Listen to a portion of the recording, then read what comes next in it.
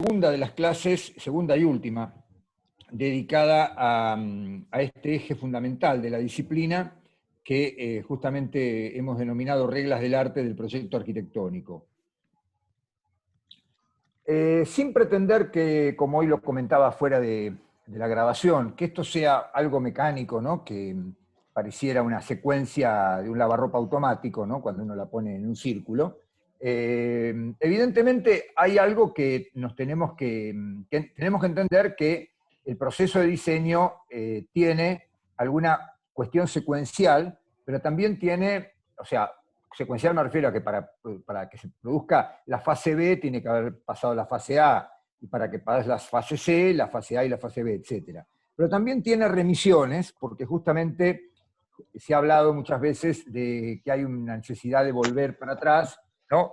Y revisar pasos anteriores, ¿no? Y en todo caso reformularlos y volver a avanzar, ¿no? O sea que en definitiva no tiene una... les voy a pedir que apaguen tienen micrófonos abiertos, por favor.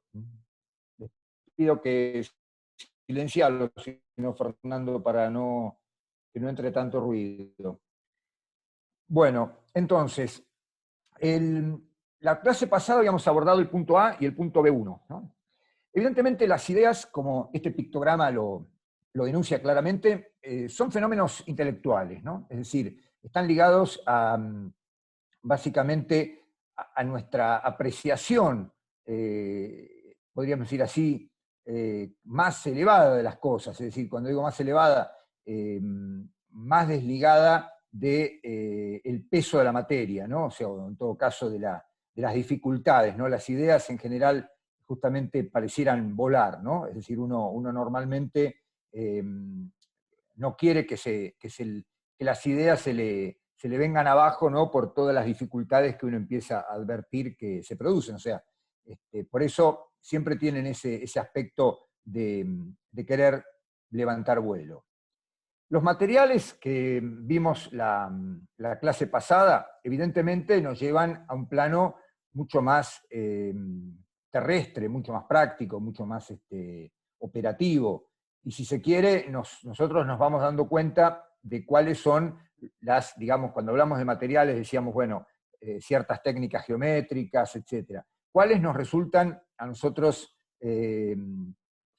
factibles de hacer? Es decir, porque, por ejemplo, si yo no tengo la capacidad para poder producir imágenes de estructuras alabeadas o estructuras muy complejas geométricamente, tal vez, digamos, ese material todavía no lo haya desarrollado. Por eso, digo, nos devuelve un poco al terreno de nuestras posibilidades terrenas, ¿no? Lo mismo están ligados a cuestiones económicas, a cuestiones productivas, ¿no? Etcétera. O sea, los materiales, como aquí puse en esta idea, nos devuelven a este terreno, o sea, pasan del cerebro casi a la mano, ¿no? Y a la acción. Ahora, con los materiales, evidentemente, cuando digo materiales me refiero no a materiales de construcción, entiéndase, o sea, son como herramientas de trabajo, porque justamente por eso puse herramientas de trabajo y también materiales de trabajo, ¿no? Es decir, ahora, con eso nosotros podemos resolver una serie de cosas, como vimos la clase pasada, pero al mismo tiempo, llegado el caso, podemos ir combinándolos a estos materiales y estas operaciones en operaciones más complejas, que son las que vamos a empezar a ver esta tarde. Y para cerrar este esquema, una vez que nosotros, o sea, no una vez, a medida que, yo diría, a medida que vamos dotándolo de valores nuevamente intelectuales. Fíjense que este pictograma de atributos, que yo en realidad lo reescribí porque era otra cosa, puse lo bello, por ejemplo, lo bello y lo útil, que es un típico dilema, ¿no? Que muchas veces nos asalta en el momento de proyectar, ¿no? Lo bello frente a lo útil. Es una valoración que en líneas generales nos devuelve al mundo de la cabeza, del cerebro, ¿no? Obviamente en las operaciones complejas trabaja la cabeza, pero yo diría que trabaja de una manera un tanto distinta, ¿no? Cuando vieron el texto no sé si vieron Cacciari este año, o Hannah Arendt, pero Graciela lo debe haber mencionado, ¿no? No, ¿Lo este vieron? año no vimos Ah, no, Cachari, bueno. no. Pero digamos, la cuestión básicamente de el homo faber, o sea, el hombre del pensamiento, ¿no? Frente al homo laborans, o sea, la persona que justamente ejecuta una tarea, digamos, cuando nosotros a veces estamos trabajando en arquitectura, decimos, bueno, hasta que no se me ocurra alguna idea, hasta que no, voy a trabajar, voy a hacer cosas mecánicas, pero que me van a permitir ir avanzando en un territorio que obviamente sé que tengo que hacer, pero justamente, digamos, no intervienen esas decisiones intelectuales que son justamente decisiones morales, decisiones políticas, filosóficas, muy jugadas y que a veces no estamos como con la cabeza fresca como para poderlo, o por lo menos predispuestos a hacerlo. Entonces hay como dos planos, por eso puse más las herramientas y más la cabeza, ¿no? Y finalmente aquí el robot Bender es un poco la muestra de que, digamos, cuando llegamos a una síntesis, cuando evidentemente podemos encajar todo y que lo que nosotros pensamos, entre comillas, funcione, o sea, que cumpla justamente el cometido para el cual lo concebimos, ¿no? Entonces, esa síntesis es cuando logramos poner todo en una unidad y esa unidad, llámese vivienda, llámese lo que sea, edificio, parque, paisaje, de alguna manera pueda resolver el problema que nosotros lo pensamos. Por eso, uno podría imaginar que esto forma en este caso, bueno, es un pentágono, pero es lo mismo, en el cual siempre hay retornos, porque evidentemente, digamos, muchas veces cuando estamos repensando los atributos, tenemos que volver a pensar los materiales, ¿no? Tal vez tenemos que perfilar mejor las ideas, etcétera, etcétera, ¿no? Bueno, la semana pasada vimos las ideas, acá se las pongo de nuevo o sea, estas no son obviamente todas las ideas, son simplemente un conjunto de posibles ideas, pero que justamente todas tienen que ver con ese plano, llamémosle, casi que sobrevuela el plano de las operaciones, ¿no? El plano de las herramientas, etcétera, ¿no? El segundo momento, ¿no? El segundo momento es justamente el de trabajar con los materiales básicos, ¿no? Habíamos hecho un despliegue, ¿no? La clase pasada, no lo vamos a repetir desde ya, de una cantidad de cosas que realmente son complejas en sí mismas, ¿no? Es decir, van adquiriendo mayor complejidad. Y el día de hoy vamos a trabajar justamente con estas otras tres instancias que quedan, ¿no? Que son las operaciones complejas, los atributos y la síntesis. Las operaciones complejas, básicamente, yo puse 6, aunque es un poco tentativo, ¿no? Cuando me refiero a sacar partido favorable de las condiciones eventualmente adversas, ¿no? De sitio, programa y recursos en las que se desenvolverá el proyecto, bueno, ponía justamente un edificio a la derecha, el edificio Flatiron en Nueva York, situado en una parcela poco menos que imposible, ahora la van a ver, y un poco como broma ponía ese gato que justamente es capaz de, digamos, de encontrar la felicidad, o en todo caso algo parecido a la felicidad, en un lugar que también podríamos considerar imposible, ¿no? O sea, justamente la cuestión que para un arquitecto lo desfavorable no se tiene que convertir en una, digamos, en el preanuncio de una derrota, sino que tiene que ser justamente un desafío, ¿no? Es decir, esa dificultad o esa cuestión tiene que ser, y es una cuestión con la que estamos constantemente enfrentados, con contradicciones de todo tipo. Bueno, vamos a ir avanzando una por una para no abrumarlos. Después, bueno, vienen los atributos, pero los vemos después, y finalmente la síntesis. Vamos a empezar por este punto 1, ¿no? O sea, aquí justamente lo ponía porque era un ejemplo de lote muy complejo, y el estudio de arquitectura logró hacer un edificio emblemático, hay muchos más por supuesto, un edificio emblemático de Nueva York, ¿no? De Manhattan. Justamente por haber resuelto esa complejidad en una feliz, o sea, haber desarrollado esta idea hasta la síntesis final, ¿no? Rem Koolhaas y su estudio OMA tuvieron un encargo bastante difícil, ¿no? Que era la vivienda para una persona que había quedado tetrapléjica y que no deseaba que esa limitación fuera justamente podríamos decir así, un impedimento para disfrutar de su casa y tener que moverse tortuosamente. Entonces, justamente, digamos, la situación acá desfavorable era un programa inesperado, ¿no? Absolutamente inesperado.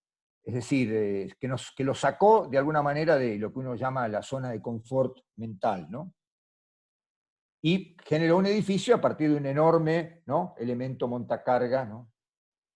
A veces son las cuestiones económicas, ¿no? Porque justamente la casa de Koolhaas se hizo con un dinero fabuloso, mientras que esta obra era absolutamente modesta, ¿no? Pero justamente digamos, la idea fue hacer de esa limitación de recursos todo un desafío. O sea, que el techo, ¿no? Que parece una hamaca, justamente por eso se llama la casa hamaca, digamos, esté resuelto de manera tal que pueda ser estable, seguro, ¿no? Y de esa limitación económica que se brindaba, lograr una expresión formal singular, ¿no? Y muy personal.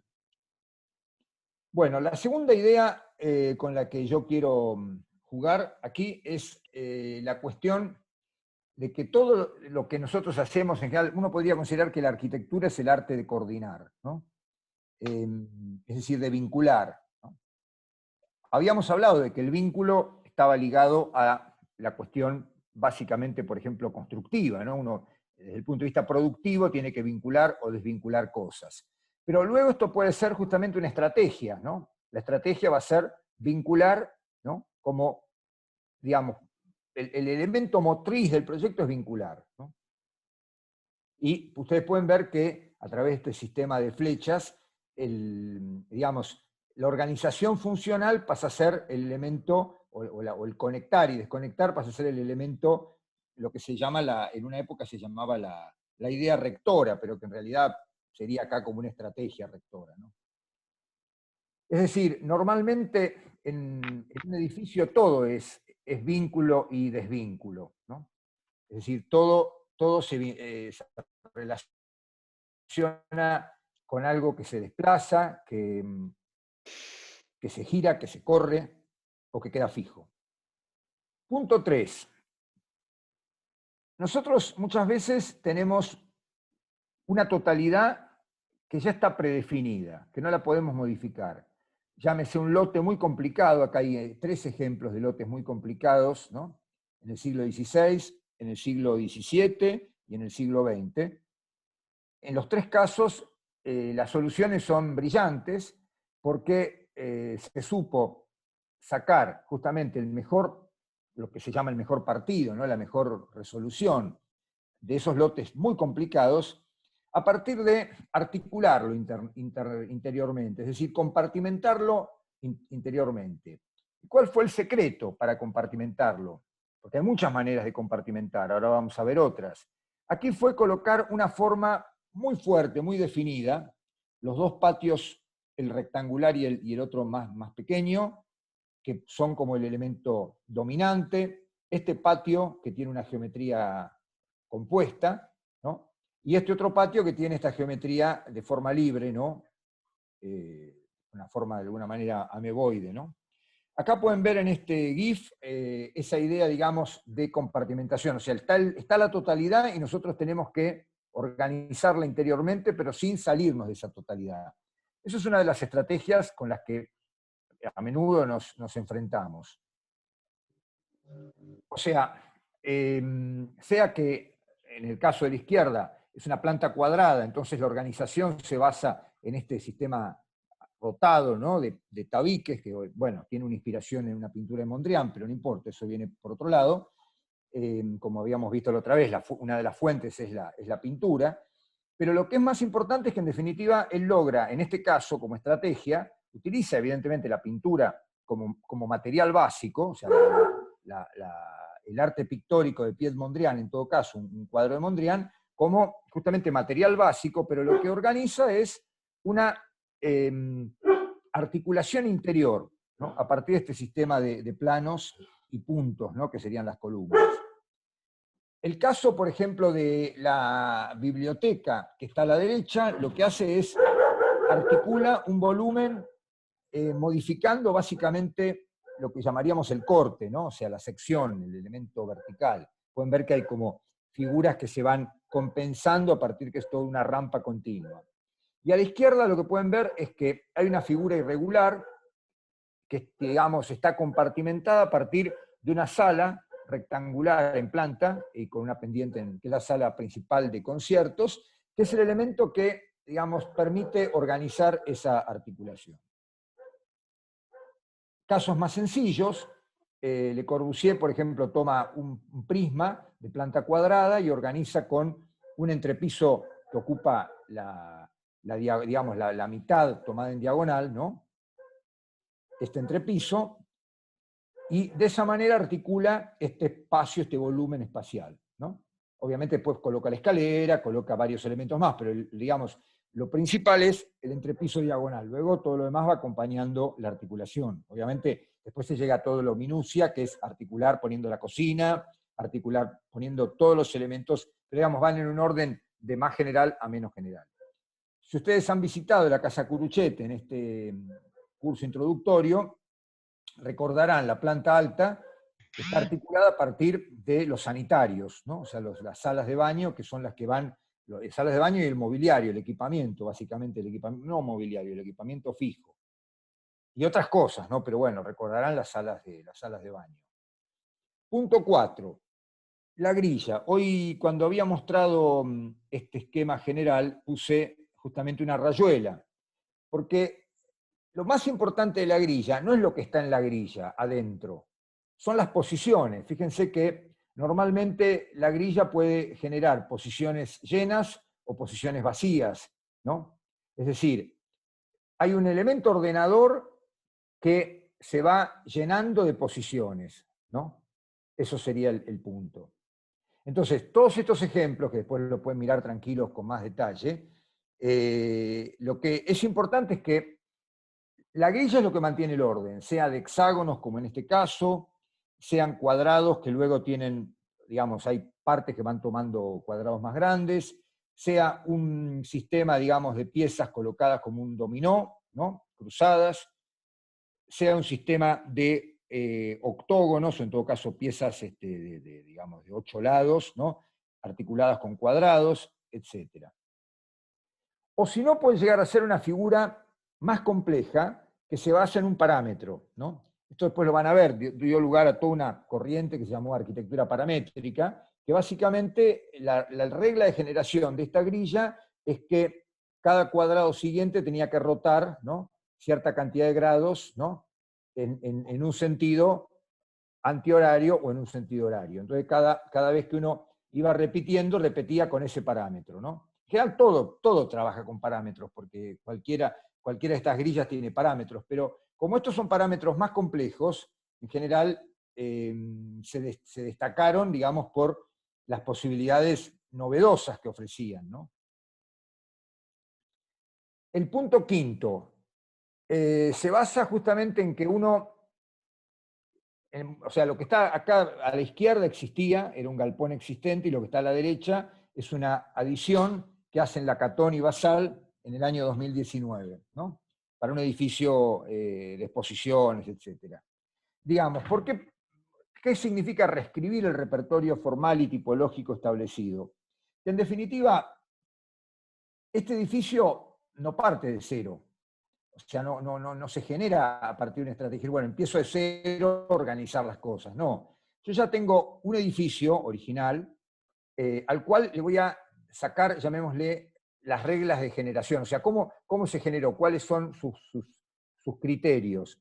Entonces los voy a reescribir. ¿Y qué quiere decir reescribir? Hacer una, llamémosle como una glosa, como una interpretación, como una paráfrasis, o sea, algo que no repita textualmente lo que tengo a la izquierda, sino que lo recree, pero no apartándose del texto radicalmente, porque si no sería incomprensible, ¿no?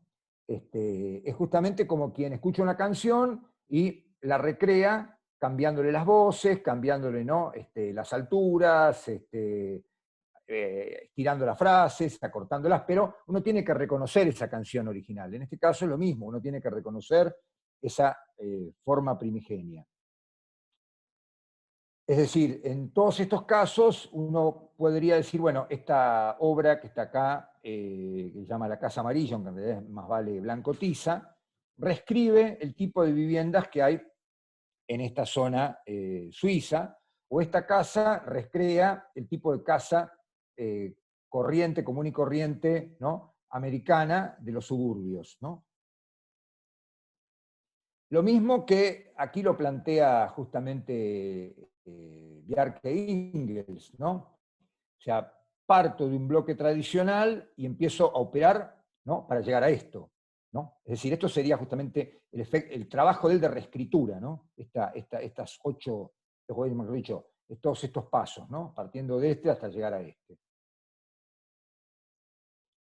Y finalmente, por eso no se asusten, no es una clase tan densa, aunque me parece que un poco la idea es que después la repasemos para también generar más preguntas.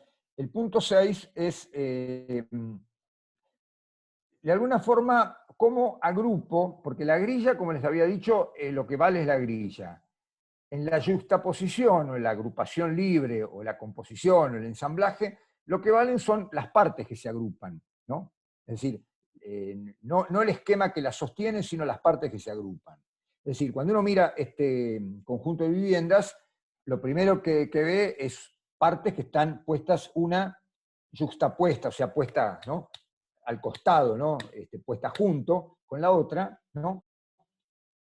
Partes de lo más diversas, efectivamente, algunas con afinidades, pero pequeñas variantes, cambios de altura, etc. O sea, lo que vale aquí es una juxtaposición. Esto es una juxtaposición, ¿no? O sea, hay varios elementos que están puestos uno por sobre el otro o uno al costado del otro, ¿no? Es decir, y esto es una manera, justamente una estrategia de reunir de manera compleja, porque después cada una de estas partes, uno podría decir que está formada por los materiales más simples que hemos visto.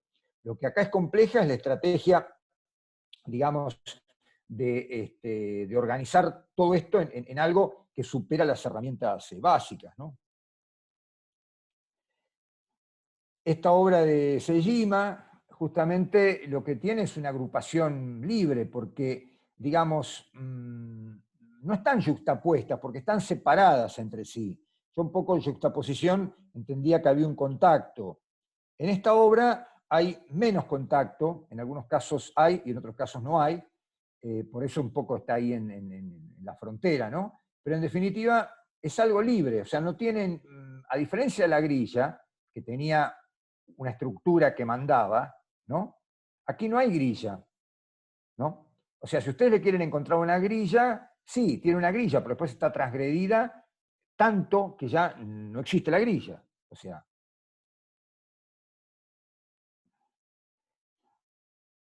y lo que se llamaría composición, en realidad es un término que por eso tuvo después tanto descrédito, porque surge justamente a partir de grillas en un momento, no, en realidad no es que surge, perdón, me rectifico.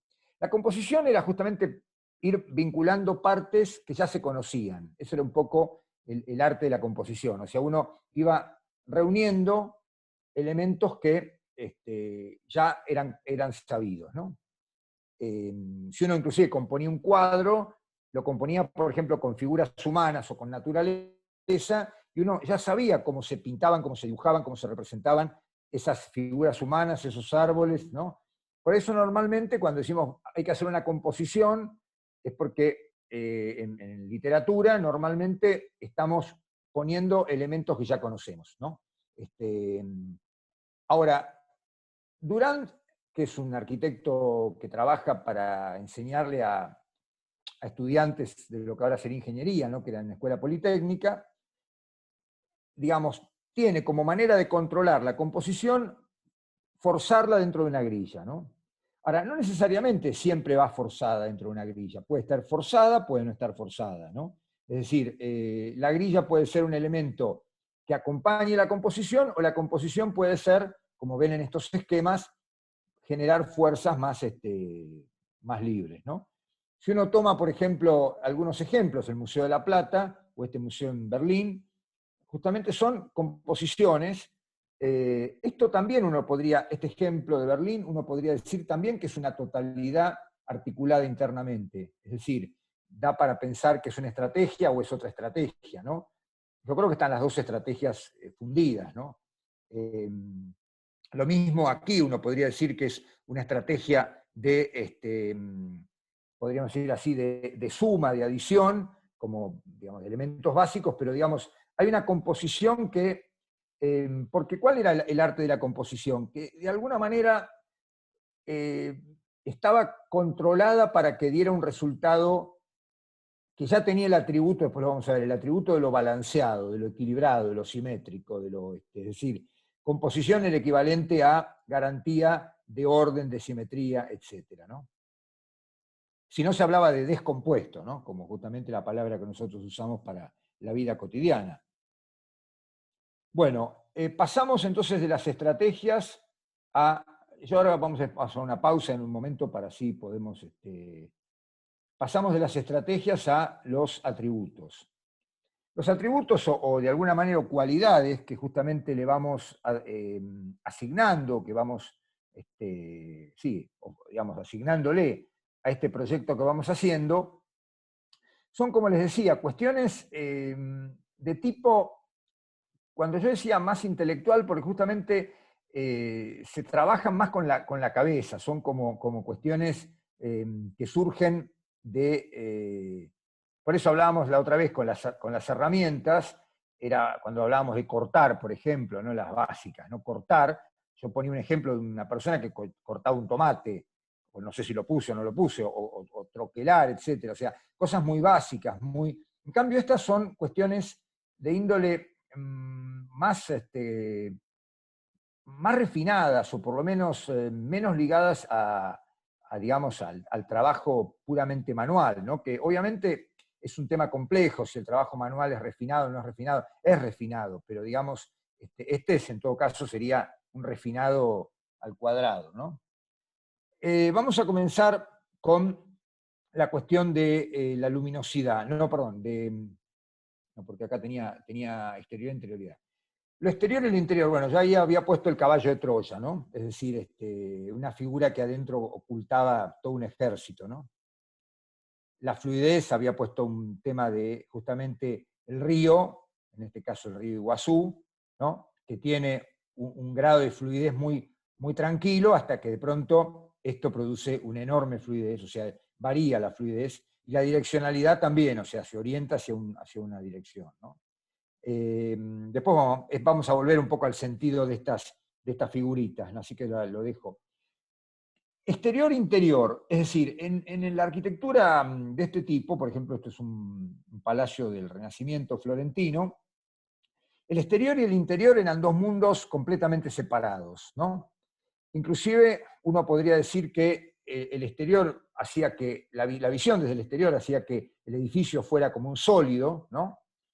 Desde el interior se podía advertir una mayor apertura de ese sólido, pero al mismo tiempo el interior que estaba en las plantas altas nos era completamente vedado. O sea, había una frontera, una pared, un muro que separaba el interior del exterior. Y solamente nuestra conexión eran estas aberturas, ¿no? Estas ventanas, o estas puertas, ¿no? Que nos conectaban.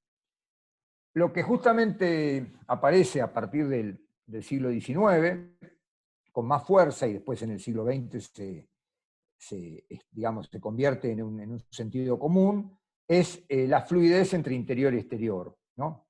Es decir, digamos, el ojo atraviesa esos materiales, que en este caso ya es transparente, y digamos, nosotros podemos tener una apreciación del interior, digamos, desde el exterior que antes no existía. Esto parece una tontería, pero fue todo un logro, digamos, y todo un cambio, porque estos dos edificios yo los puse porque tienen el mismo tamaño prácticamente, o cercanos en tamaño, ¿no? Y son como contrastes radicales, ¿no? También podría darse el caso que dentro de un espacio interior haya otro espacio interior, ¿no? Es decir, que haya un espacio alojado dentro de ese espacio, ¿no? El Banco de Londres, justamente, que Graciela mostraba esta imagen la otra vuelta, tiene elementos interiores que, como pueden ver acá, son espacios que están dentro del gran espacio, y a su vez, y ahora lo vamos a ver, fluye el espacio exterior en el interior y viceversa. O sea, hay una transparencia, como hay aquí, solo que, bueno, formalmente es diferente, ¿no? La cuestión de la fluidez, es decir, evidentemente, ustedes lo trabajaron esto en el ejercicio del curso introductorio, que era justamente romper esa caja, ¿no? O sea, cuando uno mira este espacio, uno nota que justamente fluye como si fuera un torrente de agua el espacio, ¿no? Es decir, o algo inmaterial. El espacio tiene justamente cualidades de un elemento fluible, digamos, como el agua, el gas, cualquier elemento acuoso, es decir, con ese carácter. Ahora, en realidad el espacio tradicional tiene otras maneras de fluir, no es que no fluya, lo único que fluye a través de estos compartimientos estancos, ¿no? El caso más famoso son los submarinos, ¿no? Que tienen ese sistema de compartimientos estancos que se van llenando de agua para que justamente eso pese y haga bajar al submarino, o se liberan, ¿no? O sea, son justamente compartimentos estancos. Aquí hay un sentido de fluidez, pero más vale de estancaidad. O sea, cada puerta de estas nos frena un poco la fluidez, ¿no? Nos habilita el paso a la siguiente, después la otra nos frena y así. Bueno, el punto 3. O sea, uno de los atributos puede ser lo unitario, ¿no? O sea, uno podría decir, bueno, más allá que el edificio tenga cosas abajo invisibles, lo que percibimos es una forma total, unitaria, única, ¿no? Mientras que aquí percibimos lo contrario, ¿no? O sea, justamente cuando hablamos que una de las estrategias era la composición, en este caso la composición se expresa a través de un atributo, a través de una cualidad, que es mostrar. Porque yo podría decir, vuelvo a la composición para que esto se aclare, ¿no? Este museo, ¿no? Es justamente, no sé qué pasó con la imagen que desapareció, acá está. No, este museo es una composición, pero uno lo puede percibir más o menos como un elemento unitario, aunque después tiene un volumen arriba, ¿no? Pero podría darse el caso que si este volumen no se sobrelevara, podríamos decir que es unitario. Pero cuando algo que está compuesto, como en este caso, ¿no? Compuesto en todo caso ensamblado, más que compuesto, o sea, la diferencia de ensamblado es porque compuesto, como les decía, tiene que ver con cierta garantía de orden, ensamblado es algo que, bueno, no sé, puede dar un resultado más diverso. El hecho es que esto es lo ensamblado, a diferencia de lo unitario. Punto 4, lo estandarizado versus lo singular, ¿no? Es decir, Le Corbusier en este caso tuvo siempre una idea de concebir tanto edificios singulares como edificios estandarizados, ¿no? O sea, yo ponía como ejemplo, como ícono de lo estandarizado, ¿no? Las aberturas, ¿no? Cuando ponía lo de, bueno, después no importa, después los cuento. ¿Por qué? Porque fíjense, la abertura de la izquierda es una típica puerta placa, es un elemento estandarizado. La puerta de la derecha es un elemento singular. Entonces, digamos, uno puede trabajar con los dos criterios, ¿no? Inclusive en una misma obra. El tema de la edad, es decir, cualquiera de ustedes podría darse cuenta que lo que está a la izquierda es algo preexistente, más antiguo que lo de la derecha, a menos que el arquitecto haya hecho trampa y haya concebido un total con las dos épocas, fingiendo que una época, que lo de la izquierda Pero no, acá en realidad es una obra existente, una casa popular, rústica, digamos, básicamente fuera del campo de la arquitectura. La idea del arquitecto fue justamente reescribir un poco esto que hablamos, reescribir el pasado, ¿no? O sea, esto nos retrotrae al proyecto este de Lacattoni y Basal que veíamos hoy, es decir, hay una reescritura, ¿no? de lo que existe, y lo que es interesante es que en definitiva, en esa reescritura queda muy marcada la edad, porque si yo les digo, a ver, en el proyecto de Lacattoni y Basal, ¿se nota tanto la edad? No tanto, ¿no? Hay que ser bastante sutil para darse cuenta que lo de la izquierda es más antiguo que lo de la derecha, ¿no? Después se van a dar cuenta que sí, que se van a dar cuenta, pero acá en este caso, digamos, el mostrar pasado y presente fue radical. Por eso les digo, no hay trampa acá, no es un edificio tramposo.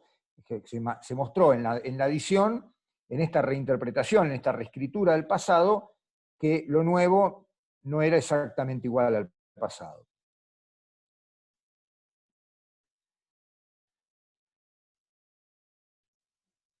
El tema fundamental que es lo regular contra lo jerárquico, ¿no? Es decir, en toda grilla uno podría encontrar que aquí hay un elemento rotado, pequeño, que evidentemente juega un rol secundario por tamaño, etcétera, frente al elemento principal, supuestamente, que es este, ¿no? Luego hay otro elemento, a su vez adicionado acá, que jugaría también un rol, digamos, secundario. Pero básicamente aquí hay regularidad. Y hay una jerarquía muy moderada, ¿no? Aquí hay regularidad y evidentemente hay elementos más, digamos, que alcanzan la cota máxima y elementos que tienen una menor altura, ¿no? O sea, habría dentro de esta regularidad hay como 3 niveles de altura, lo cual podríamos decir así que genera una cosa, digamos, de mayor a menor, ¿no? De menor a mayor.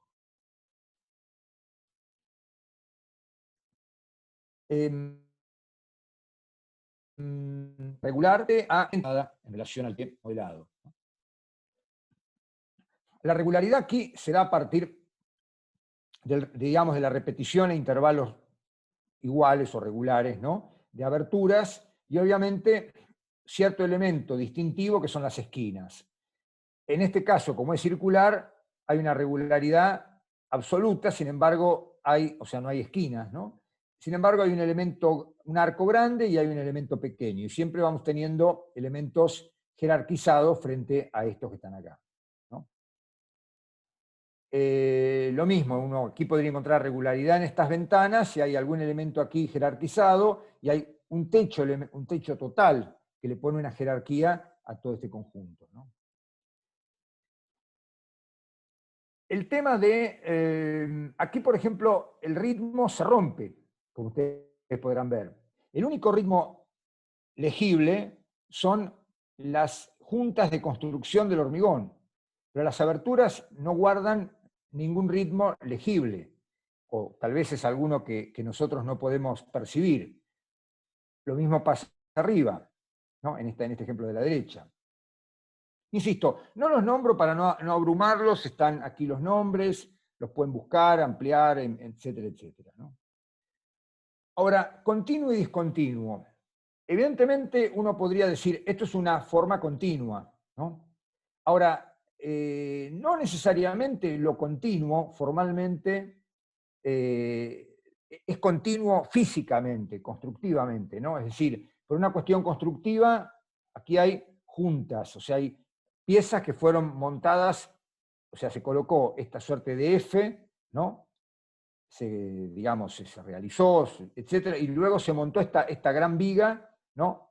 Y uno ve que el resultado visiblemente es continuo, pero está físicamente discontinuo. Con lo cual, constantemente estamos jugando con esto de lo continuo y lo discontinuo en la arquitectura, ¿no? Podríamos volver a cualquier ejemplo de continuidad y discontinuidad, ¿no? Bueno, y ya vamos llegando a la pausa, si no se intranquilicen. ¿Qué pasa con la simetría versus el balance? Lo que vemos abajo evidentemente lo que domina es una simetría axial, ¿no? O sea, hay un eje invisible, ¿no?, que corta por la mitad este edificio y hace que lo que está a la izquierda y lo que está a la derecha sean iguales, ¿no? Mientras que en este ejemplo, o sea, mejor dicho, el mismo edificio visto desde otro ángulo, podemos encontrar que hay elementos que son completamente distintos, que no tienen su simétrico del otro lado. Bueno, ustedes me tienen que creer porque no les puse la planta, pero justamente lo que establecen es un balance. Es decir, un balance significa que si esto no estuviera, hagan una prueba de eliminar esta pieza, ustedes sentirían que este edificio sería algo así como una especie casi de barrilete que sale a volar, ¿no? Porque tiene parece una cola, ¿no? Ahí. En cambio, este elemento como que de alguna manera lo ancla. O sea, eso es una cuestión de balance en términos visuales, ¿no? El tema del tamaño y la escala. Cuando se construyó este edificio en la esquina del 745 en La Plata, parecía un rascacielos, ¿no? Y parecía enorme, ¿no? Tal vez no lo era, pero nos parecía enorme. Cuando se le adosó este edificio al lado, quedó evidentemente enano. O sea, con la cuestión del tamaño es una cuestión relativa. Obviamente el tamaño es algo absoluto, ¿no? Algo que mide 50 metros, mide 50 metros, pero digamos, cómo lo percibimos nosotros es algo relativo. Y ese algo relativo se llama escala, que no es necesariamente la escala gráfica que ustedes trabajan, sino es la relación entre, digamos, este edificio y nuestra, podríamos decir así, percepción a partir de nuestra, podríamos decir así, del fenómeno perceptivo, el fenómeno de observarlo, que lo vemos enorme o no enorme. La Plaza Moreno, en un momento, tenía como elemento dominante la municipalidad, ¿no? Luego, la municipalidad fue puesta como empequeñecida por el crecimiento urbano que la rodeó. Evidentemente, lo que se llama la sacó de escala, ¿no? El tema de la proporción. Justamente las relaciones numéricas, y eso lo han visto, lo están viendo en matemáticas seguramente, establecen proporciones que en un momento tenían que ver con, en este caso, bueno, el rectángulo áureo, que ustedes han visto seguramente en matemáticas, y si no lo van a ver, ¿no?, que es una relación de cocientes entre el lado menor y el lado mayor, ¿no?, que justamente hace que el lado menor es al mayor, como el mayor a la suma del menor y el mayor. Y es un fenómeno que justamente permite, el proporcionar permite, podríamos decir así, controlar ese trabajo que estamos haciendo. Es decir, le da como un control, digamos, es un elemento, un atributo de control, de estabilidad también. Bueno, ahora llegó el intervalo, así que podemos poner en pausa, Fer. Si quieren hacer preguntas ahora, las hacemos y yo dejo de compartir. Y si quieren ahora hacer preguntas.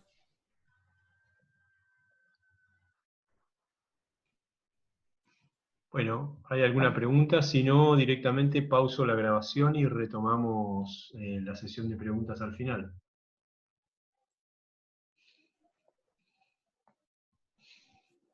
Bien, vamos Bueno, vamos a la al pausa corte entonces. entonces. 15 minutos hacemos, son y 34 y 49 y 50. Nos reunimos de nuevo. Perfecto. Vale. 20 y Perfecto. 50, Buenísimo. listo. Bueno, perfecto. Gracias, Edu.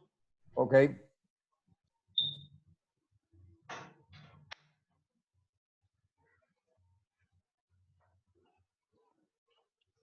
Bueno, ahí estamos.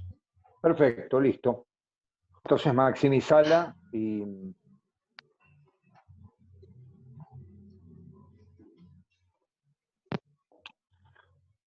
Bueno, continuamos entonces con los otros ítems que quedaban respecto a los atributos. Aquí yo armé en el 11 tres categorías, ¿no? El tema de la luz, el tema de temperatura y humedad y el tema del sonido. Lo cual tiene que ver con que los atributos en el proyecto de arquitectura no necesariamente son visuales, ¿no? Esto es una cuestión que tenemos que entender, que hay cualidades que se perciben con todos los sentidos, ¿no? El tacto, etcétera, ¿no? El oído, el gusto. Bueno, vamos a comenzar con ese. Pasá a la siguiente.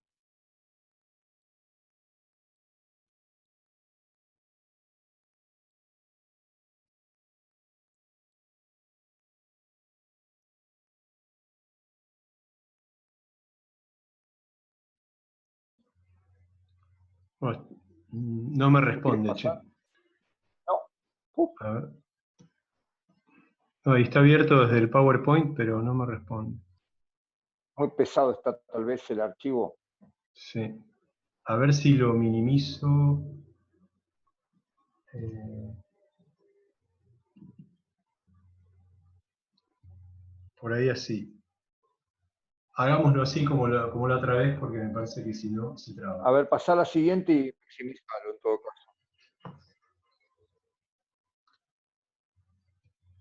Bueno.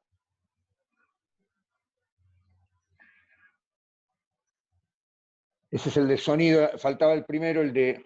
No sé si puedes volver al anterior.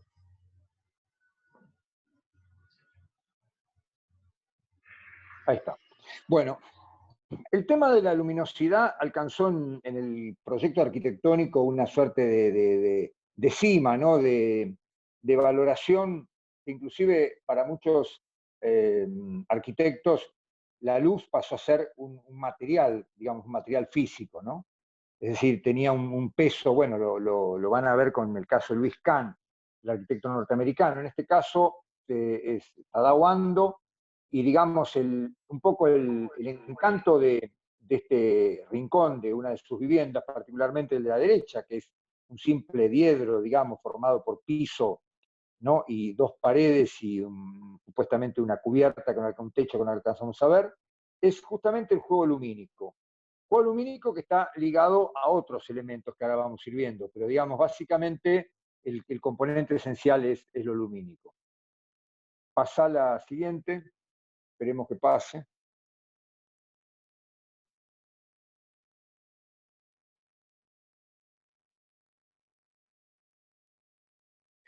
El tema del sonido, digamos, básicamente hay edificios que son concebidos para, digamos, salas de audición de música o de grabación de música, y su principal cualidad es, digamos, su principal, podríamos decir así, valor a tener en cuenta es la calidad acústica.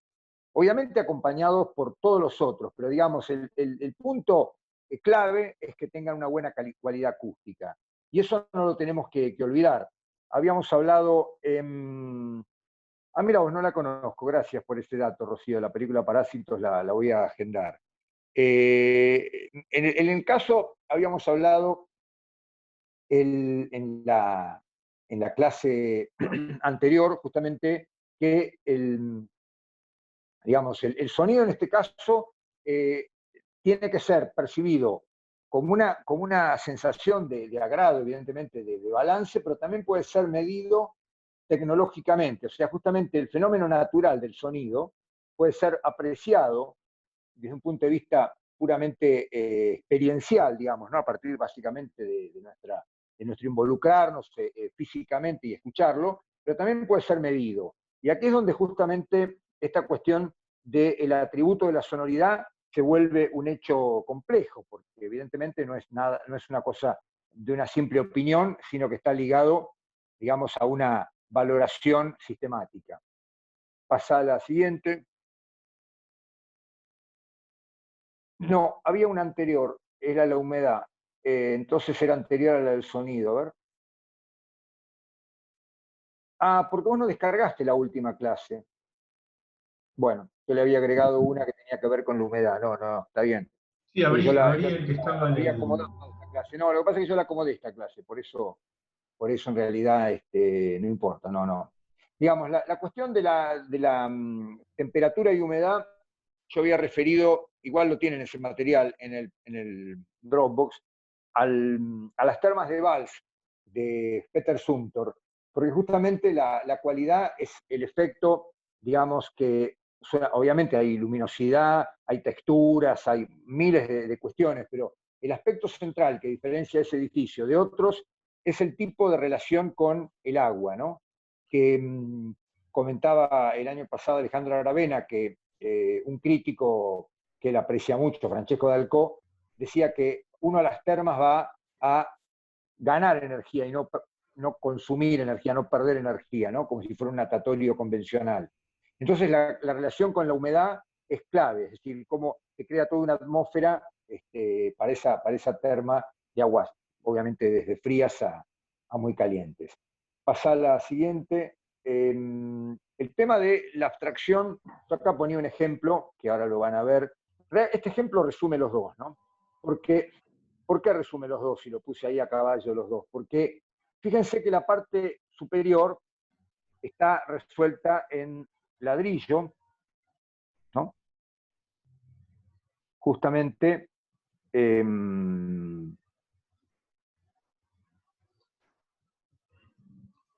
la parte inferior, en cambio, es una placa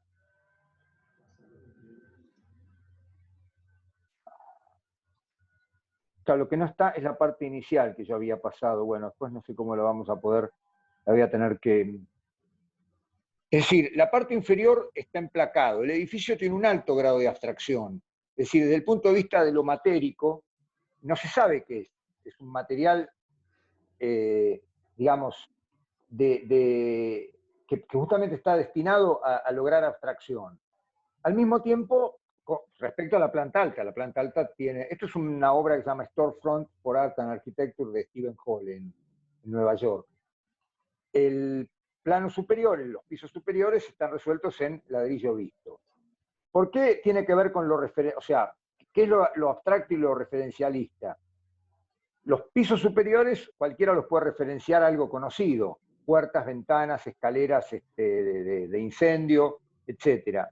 La planta baja es absolutamente abstracta. Las aberturas no tienen ninguna referencia a algo conocido, ¿no? O sea, son una operación de recorte o de calado en el muro, si se quiere, que es imposible de reconocer como algo conocido. El punto siguiente, bueno, acá está justamente lo abstracto, en el caso de Peter Eisenman, pasa a la siguiente, y lo matérico, en el caso de Luis Kahn, ¿no? La evidencia de la piedra y la madera, en el caso, volveré un segundo al anterior, de Peter Eisenman, está resuelta de madera, la casa es de madera, bueno, obviamente hay vidrio, pero digamos es de madera, pero no intenta mostrar que es madera. Está inclusive enduida para que dé una superficie continua, sin digamos, ningún tipo de señal de qué material se trata. Por eso hablábamos de que es lo opuesto a la cuestión matérica. Pasar a la siguiente, y volviendo a la misma casa, en el interior, la blanca, la siguiente, la casa está en el interior, también se desvincula de todo lo conocido, es decir, la escalera, no digamos, es simplemente un plegado, en todo caso un elemento, digamos, físico, que podría bien ser un plegado o una suerte de elementos superpuestos, pero digamos que no tiene ninguna referencia a una escalera tradicional, a ningún elemento conocido. Aquí lo único conocido es obviamente la mesa y las sillas, que no pudo prescindir que los habitantes tuvieran algún elemento referencial. Pasa a la siguiente. Esta casa que hemos ya visto la semana pasada tiene que ver con esta cuestión de la referencialidad.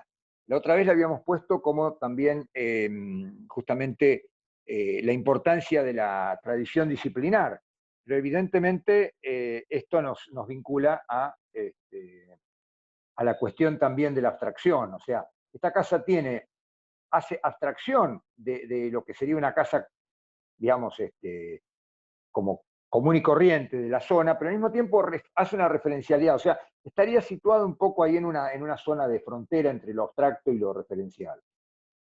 Pasa a la siguiente. El tema de lo armónico y justamente lo no armónico, ¿no? El caso de la arquitectura, el pabellón de Mies van der Rohe, digamos, para la Facultad de Arquitectura, la Escuela de Arquitectura, tiene un tipo de armonía basada, obviamente, en el equilibrio entre horizontales y verticales.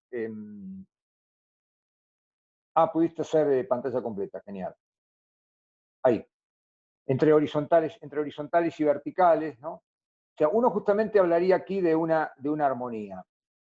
En el caso de la derecha, digamos, podríamos llamar así, la crispación o esa actitud casi de, digamos, de violencia formal, de curvas quebradas que se entrelazan, etcétera, lo que están, digamos, mostrando es todo lo contrario a la armonía. Es decir, están mostrando un nivel de tensión, de choque, ¿no?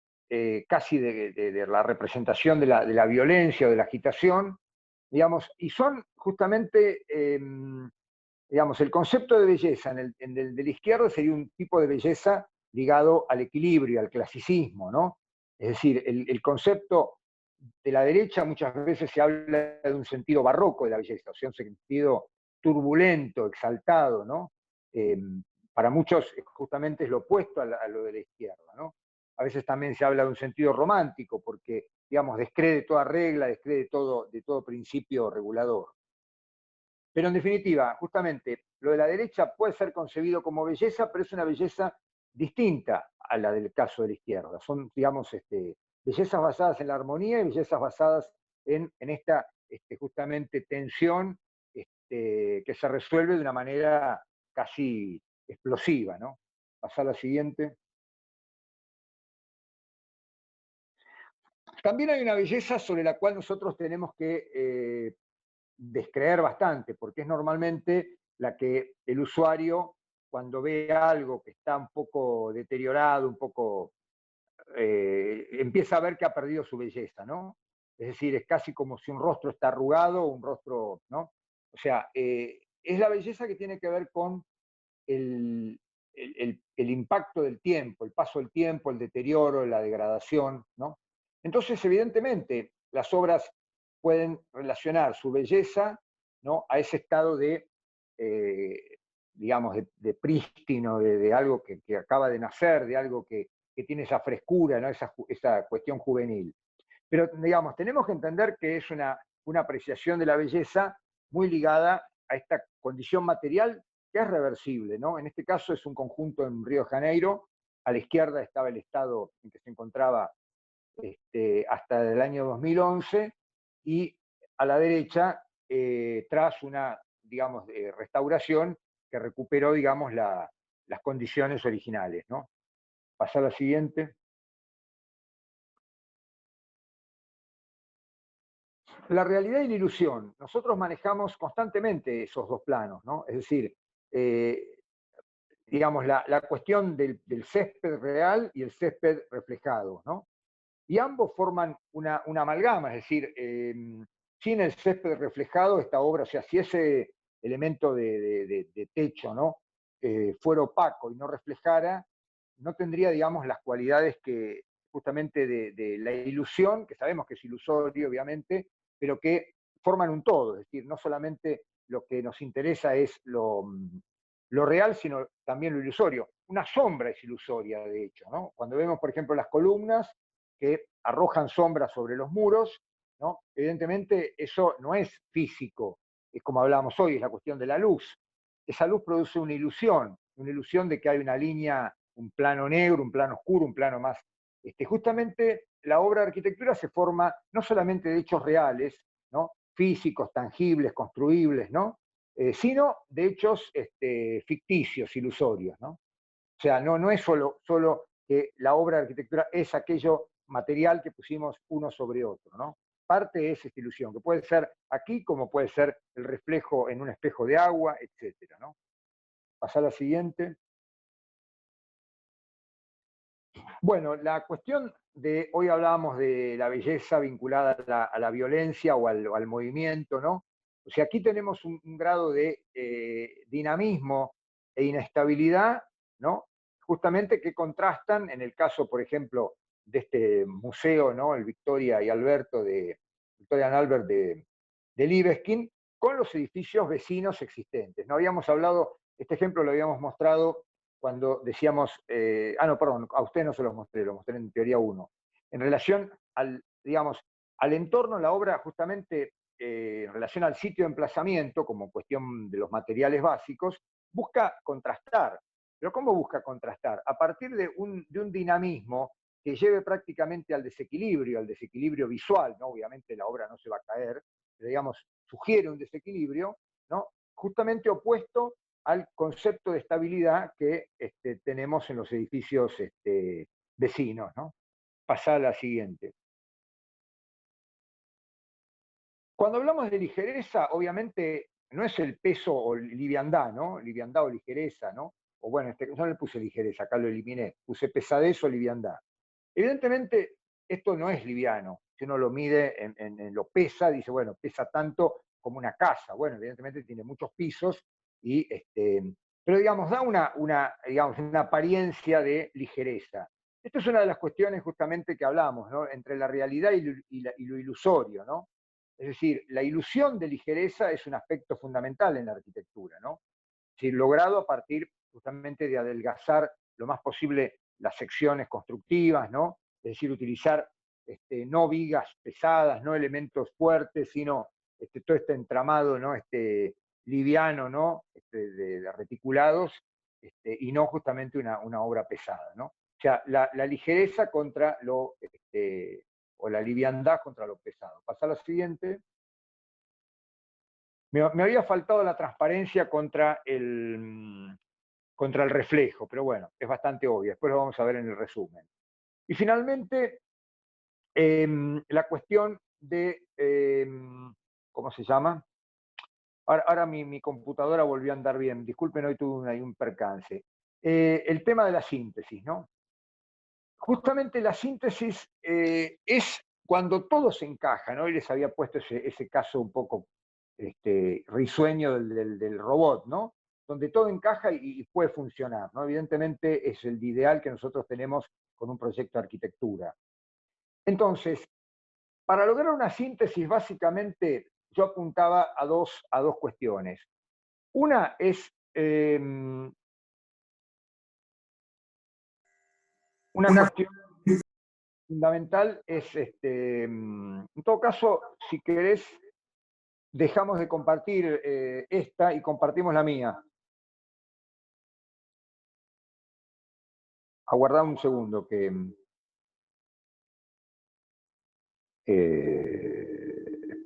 espera.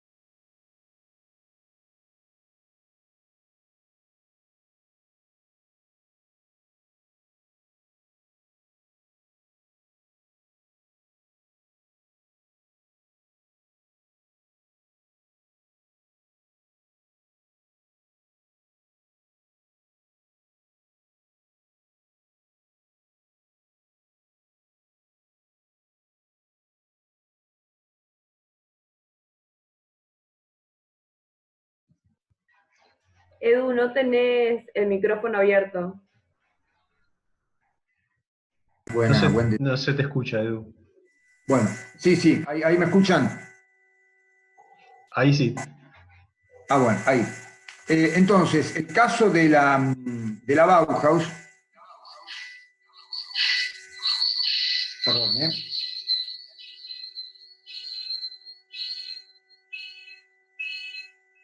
ahí. El caso de la, ahora sí, ¿no?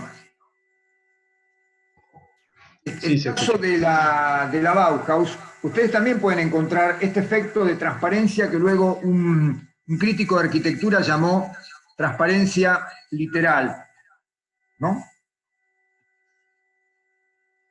¿Se escucha? Sí, Sí, sí, te sí. escuchamos. Bien. Bueno, entonces, a lo que quería llegar era que el atributo, digamos, de transparencia versus opacidad versus reflejo, ¿no? Son tres variables que nosotros constantemente manejamos en un proyecto, ¿no? Eh, digamos, el reflejo vinculado a la ilusión, ¿no? Básicamente, y esta cualidad de partes transparentes, partes opacas, ¿no? En este caso son radicales, ¿no? Hay un edificio, bueno, la vivienda lo vimos. La cuestión de la síntesis. Yo ponía este ejemplo, ¿no? Que si quiero, por ejemplo, como estrategia, expresar la preeminencia de las elecciones técnico-constructivas como determinación de las formas, evidentemente la síntesis va a ser si eso logra estar manifestado. Entonces, todos estos dibujos que uno observa aquí una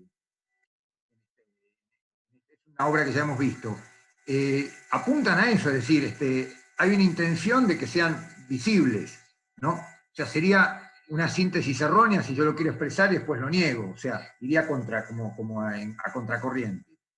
Y este otro dibujo que se difundió bastante en las redes hace un tiempo, que era un poco grotesco, pero me viene bien como para sintetizar con un gráfico esta cuestión, es que los puntos de vista, nosotros podemos pensar que nuestro punto de vista, el que aquí dice concepto, es el punto de vista, ¿no?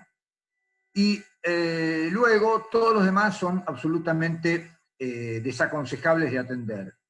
Y ese es el problema que en realidad convierte a la síntesis en realidad en algo forzado, en algo que se podría llamar una simplificación. O sea, porque estamos simplificando una serie de cuestiones que no queremos atender. Por ejemplo, los intereses propios del cliente o las cuestiones de reglamento, terreno y presupuesto, ¿no? Y cómo hacer para evitar que el proyecto colapse y sea todo lo contrario a nuestras ideas, a todo lo que estuvimos haciendo. Evidentemente, procesando, o sea, cuando digo considerar es ir procesando, ir incorporando estos diferentes puntos de vista dentro del proyecto arquitectónico. No que nos dominen esos puntos de vista, sino que nosotros los podamos procesar. El caso de justamente el edificio este tan famoso en Nueva York, que es ¿cómo se llama? El Seagram, ¿no? Es un edificio justamente que fue desarrollado, o sea, la gran cualidad sintética que lo ha vuelto, digamos que una obra sintética normalmente es aquella memorable que nos parece relevante arquitectónicamente, tiene que ver justamente con las estrategias más coherentes, ¿no? El hecho es que si seguimos el proceso, la obra, digamos, tiene un volumen dominante, ¿no? Que está acompañado por volúmenes más pequeños que se vinculan al resto de la manzana, ¿no? O sea, evidentemente tiene que haber una jerarquización, por eso las estrategias más coherentes fue jerarquizar un volumen respecto a los otros, ¿no? Evidentemente. Retirarlo. Si yo quiero que el edificio luzca como un monumento, no lo puedo alinear a la avenida porque sería uno más. Entonces, el desplazarse, el retirarse hacia atrás, justamente destaca ese aspecto de monumento, ¿no? Estas son justamente las estrategias más coherentes que, por ejemplo, evadir lo corriente, porque el edificio tenía que ser absolutamente singular, ¿no? Tenía que ser una muestra de, digamos, casi, obviamente, hiperegocéntrica de Mies van der Rohe, ¿no? De que era capaz de dar vuelta, ¿no? Justamente toda la manera que se hacía arquitectura en ese entonces. La manera que se hacía arquitectura en ese entonces era con estos edificios apiramidados, ¿no? Y Mies logra hacer una serie de gestiones, o sea, parte de las estrategias fue justamente lograr un nivel de gestión para poder hacer un paralelepípedo que quedara incorporado geométricamente dentro de esa pirámide que se armaba, pero con una autonomía formal que no fuera esto, una caja arriba de la otra, ¿no? Entonces uno puede justamente entender que todas las operaciones que se llevaron a cabo en el edificio tienen que ver con esta idea que el edificio luzca como una singularidad absoluta. O sea, la idea era esa, era que, digamos, el el triunfo de una manera de hacer arquitectura que tenía que ser la manera del siglo XX y que no tenía nada que ver con estas otras maneras que juzgaban como heredadas digamos, esto realmente para Mies van der Rohe inauguraba el siglo XX en arquitectura. Era una idea absolutamente egocéntrica, ya que no es real, pero era la idea que a él de alguna manera lo motorizó. Es decir, justamente el tema del color, ¿no? Es decir, la importancia de que el edificio tuviera un impacto nocturno y un impacto diurno, ¿no? Y a partir de esta cuestión cromática, ¿no? Que tiene que ver justamente con la luz, cómo funcionaba este edificio de día y de noche. Es decir, la cuestión de que un edificio institucional tenía que ser simétrico, porque por lo menos el único anclaje a esa tradición históricamente había dicho que los edificios relevantes eran simétricos. Bueno, solamente la arquitectura menor era simétrica, la arquitectura principal, la más destacada, era simétrica. Digamos, lo hace poniendo el edificio en el centro de la manzana, o sea, separado, ¿no?, de manera equidistante de las dos calles laterales, y reforzando esto con un acceso central y dos fuentes laterales, ¿no?, digamos, que hacen justamente espejo. Yo acá lo ponía justamente como otra estrategia, que no la voy a contar, pero que sería completamente opuesta, ¿no? Es decir, a pocas cuadras de este edificio, Kevin Roche y John Dinkeloo hacen este edificio que incorpora un jardín adentro, ¿no? Y que, si bien tiene una monumentalidad, pero se expresa a través de otra manera. O sea, la estrategia que sigue este arquitecto es opuesta a la estrategia anterior, pero es coherente con su idea inicial, ¿no? O sea, la idea inicial de Mies fue hacer un objeto, ¿no? Y en el caso acá fue hacer un espacio, ¿no? Fue hacer este gran invernadero, ¿no? El tema de considerar distintos puntos de vista, y con esto vamos a terminar, es que justamente Luis Kahn le encargan una llamada iglesia unitaria. El grupo de los unitaristas era un grupo protestante norteamericano que no consideraba que Jesús fuera el Hijo de Dios, y que en realidad eran por eso admisibles otras religiones dentro de, o sea, básicamente hebreos, etcétera, dentro de ese grupo. Por lo tanto, el tipo de edificio se tenía obviamente que separar de lo que era la antigua tradición de la Iglesia católica o de la Iglesia protestante, y digamos, el punto de vista que inicia Kahn, con esto que inicia Kahn decía que justamente lo más importante era que un maestro le ha mostrado, ¿no?, el sentido de dedicación al trabajo. El alumno justamente todavía no siente la necesidad de entrar. Por lo tanto, el punto de vista que él tenía era que el templo tenía que estar envuelto por un lugar, digamos, al cual no tenía, digamos, en el cual podía estar antes de entrar. Al mismo tiempo, tenía que ir generando más grados para cada vez ir, digamos, llegando desde el punto de vista del no iniciado al iniciado, ¿no? Entonces, por eso es este sentido concéntrico, ¿no?, que él fue generando y que dio lugar a un primer proyecto, ¿no? Ahora, por eso justamente, porque estaba basado en gentes que han tenido distintas religiones, distintas creencias, con lo cual, digamos, no hay una participación plena y activa. Hay como en general una situación de vacilación o de duda. Bueno, esto sería el interior del edificio final, pero, digamos, ¿qué pasa? ¿Cómo se llega a este edificio? No se llega solamente porque el arquitecto fue moviendo piezas, ¿no? Es decir, aquí intervino fundamentalmente el comitente, que en el caso normalmente de estos grupos no es una persona, sino es una comisión, y todos sabemos que las comisiones son en general, o sea, los consejos o comisiones son los grupos más complicados de trabajar, porque cada uno expresa sus ideas, y todas sus ideas, las ideas de esas distintas personas son totalmente válidas. hablaban de separar el santuario de la escuela. Kant lo veía negativo, por eso justamente, porque él había pensado la escuela envolviendo, ¿no?, al santuario. Pedían que no, que estuviera separado, ¿no?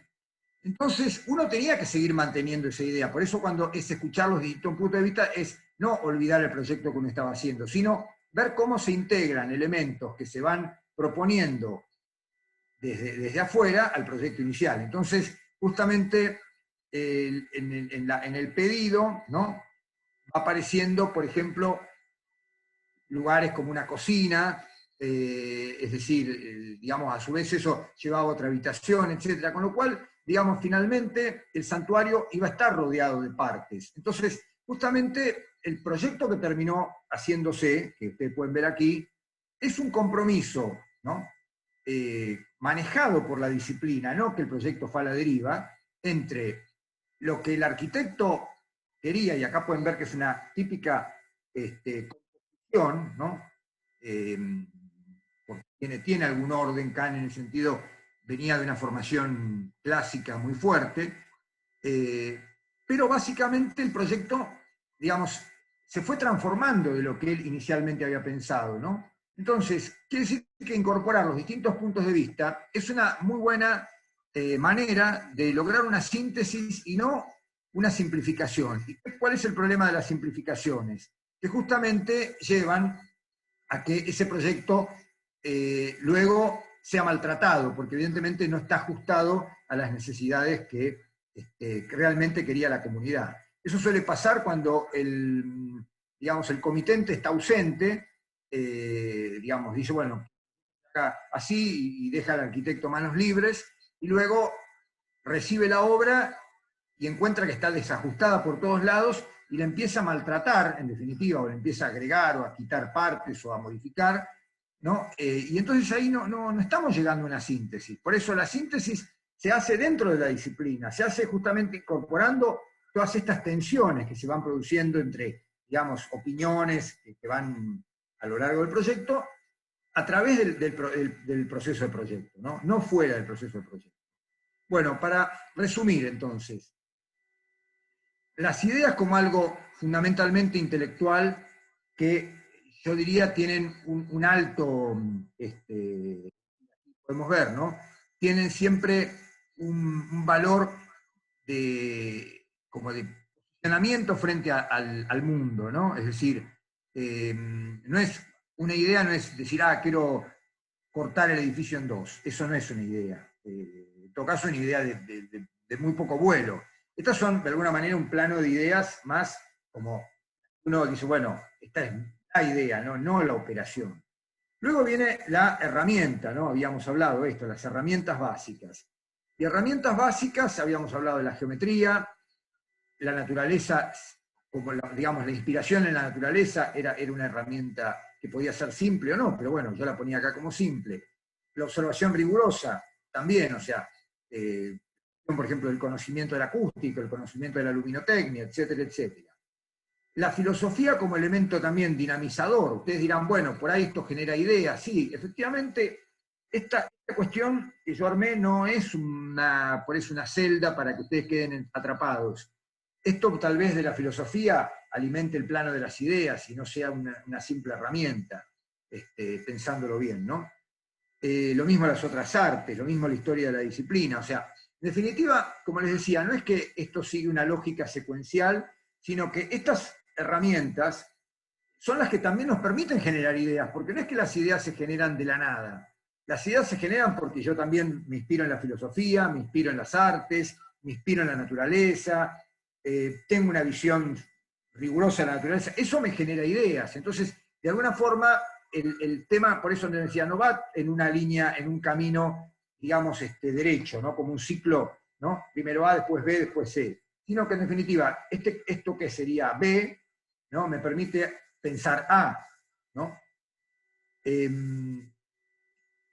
Bueno, aquí están las cuestiones geométricas, o sea, esto me permite pensar A, esto me permite pensar A.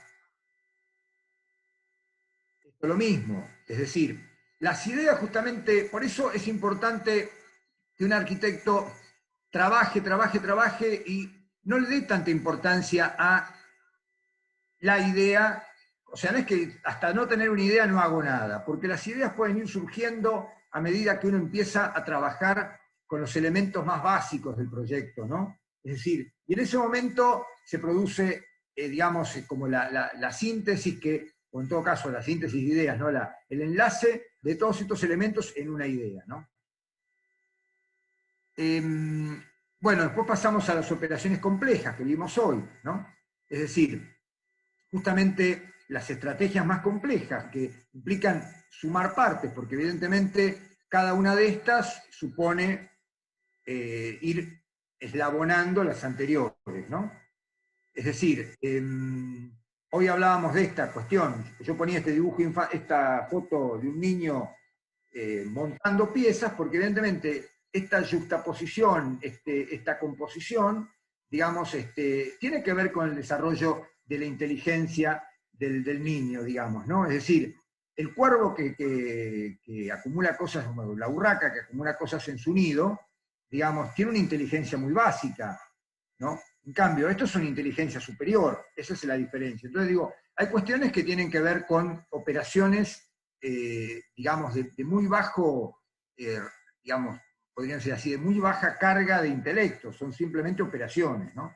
Estas son ya operaciones más complejas, entonces, pero una la tenemos que hacer sobre la base de la otra. Bueno, los atributos que los vimos hoy, ¿no? Y finalmente llegamos a la síntesis. Bueno, con esto, por mi parte, termino. Y quedo a las preguntas, ¿no? Bueno, abrimos a las preguntas. Es importante este momento porque, digamos, aquí digamos, termina de completarse la batería conceptual, digamos, con esta segunda charla de Eduardo, la batería conceptual que vamos a usar para analizar la obra que se nos asignó, ¿sí? Con lo cual, sáquense todas las dudas que puedan porque Eduardo de alguna manera es... digamos, quien pensó justamente esta batería, ¿no? Quien la formuló. Mientras se animan, voy a hacer como un comentario que me parece importante porque lo estuvimos trabajando un poco en el grupo, a partir un poco de las condiciones de partida, pero tratando de pensar justamente en estas ideas, en la segunda lámina, en todo caso, que tienen que hacer. Y lo que pensamos un poco también es, Eduardo, la complejidad que tiene también el armado cuando hay un equipo de arquitectos, cuando no es un individuo el que formula el proyecto, sino cuando hay, digamos, asesores, cuando hay en todo caso mujeres que siempre han sido bastante borradas, ¿no? En el caso de Campos mencionabas recién, digamos, sus habilidades geométricas. Bueno, tenía una socia, digamos, muy capaz y que se había formado mucho en matemática, y que fue realmente la que en todo caso le propició, ¿no? Estas cuestiones que también están en su arquitectura en relación a cuestiones teóricas, ¿no? de estrategias proyectuales. En ese sentido me parecía interesante que un poco abras a esa complejidad que significa también pensar en equipo, ¿no? Estos problemas o estas estrategias. Sí, yo principalmente creo que el gran problema que nosotros cargamos es el famoso tema del genio creador del Renacimiento en adelante, llámese Leonardo, llámese Leonardo da Vinci, es decir, la figura que después, bueno, Le Corbusier, Mies, etcétera, etcétera, que aparentemente son mentes brillantes que condensan todo. Lo mismo pasa con el caso, por ejemplo, de Rem Koolhaas en la actualidad, ¿no? De Herzog y de Merón. O sea, repiten esa idea de las figuras brillantes. Y yo creo que en realidad lo más interesante es pensar la arquitectura más como una jam session, ¿no? Es decir, donde, bueno, poco como era en el medioevo, ¿no? En el medioevo sabíamos que en realidad había un maestro de obras, pero digamos, encomendaba cada parte del edificio, en una catedral, por ejemplo, a alguien que tuviera la capacidad de ensamblarse en el equipo, pero marcar su personalidad. Es decir, el maestro vitralista imponía su personalidad. Entonces, digamos, buena parte de la tracería de piedra que acompañaba a los vitrales era parte de su arte. El carpintero hacía lo mismo, el de la piedra hacía lo mismo, y así. Yo creo que en ese sentido, digamos, la idea de un proyecto en el cual se ensamblen múltiples talentos es también una manera. Ahora, es cierto que uno diría, bueno, hay alguna línea rectora, ¿no?, que evidentemente puede no tomarla necesariamente una persona, pero se tiene que consensuar, porque si no el proyecto empieza a derivarse, ¿no?, digo, en varias, o sea, empieza a perder la síntesis. O sea, yo digo, podrían trabajar 3 personas, pero se tienen que poner de acuerdo en, por ejemplo, las prioridades que se van tomando, ¿no? Porque yo digo, en la Edad Media el equilibrio siempre estaba ahí al límite de, ¿no? O sea, uno podría encontrar que por eso a veces las torres de las catedrales, una era de una manera, la otra era de otra, porque el que vino dijo, ¿por qué voy a repetir la torre que hizo, ¿no?, el que hizo la torre de la derecha? La hago distinta, ¿no? Es decir, esto es un criterio que me parece que es más parecido a eso, una jam session, donde cada uno se va sumando, ¿no?, y va agregando un poco su manera de entender la música. Y todos hacen algo, ¿no?, coral, pero no con una partitura, digamos, ¿no? La arquitectura se parece más eso, a una composición musical o a algo que tiene una partitura y luego se ejecuta, ¿no? Efectivamente, en ese sentido tienen algo de parecido, ¿no? Porque, digamos, muchas veces el proyecto es un documento en papel, ¿no?, que hasta que no esté ejecutado son dibujos, pueden ser maquetas o no, básicamente son dibujos, son indicaciones, son notas, son lo que se llama un pliego, ¿no? O sea, una cantidad de hojas escritas con todo tipo de especificaciones, y después viene la construcción. Entonces, si ese proyecto no guarda un grado de consistencia, de coherencia, lo haya hecho 1, 2, 3, 5 o 10, la obra es un caos, ¿no? Es decir, yo no puedo hacer cada piso del edificio como se me da la gana, ¿no? Evidentemente, esto parece una burrada lo que digo, pero digo, si cada uno interpreta cada nivel como puede, evidentemente el edificio puede ser que uno haga un experimento y sea como el edificio este que vimos hoy, ¿no?, de MBRDB, donde cada piso va siendo, ¿no?, como algo que se va apilando, ¿no?, casi como si fueran estratos geológicos, ¿no? Pero, digamos, normalmente eso no sucede. De todas maneras, es interesante pensarlo como experimento, ¿no? ¿Qué pasa si yo establezco algunas reglas de juego básicas y luego dejo fluir que cada uno intervenga en el proyecto como quiera, ¿no?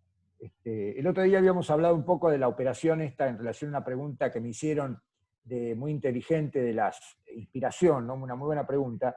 Yo le decía que en realidad los surrealistas jugaban con el automatismo, es decir, no hay reglas y simplemente la única regla es, por ejemplo, yo pongo una palabra y vos, juegos, ¿no? Y vos en realidad la completás como la palabra está por la mitad, doblada en la mitad, vos completás con la otra mitad. Y entonces se genera ese tipo de cosas con una regla mínima, ya hoy lo hablábamos, la arquitectura es muy difícil que pueda tener este tipo de reglas mínimas, porque después hay que construir y hay que hacer que todo esté coordinado, ¿no?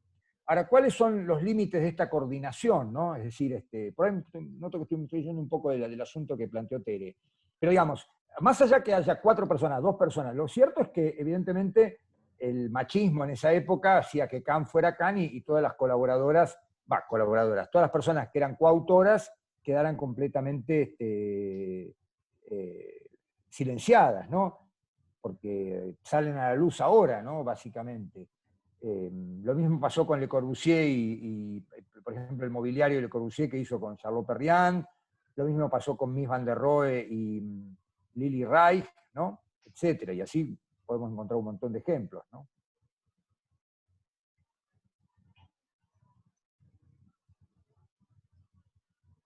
Bueno, anímense a plantear preguntas que por ahí no tienen que ser generales sobre este modelo de análisis, pero pueden ser particulares de las obras con las que están lidiando en este momento, ¿no?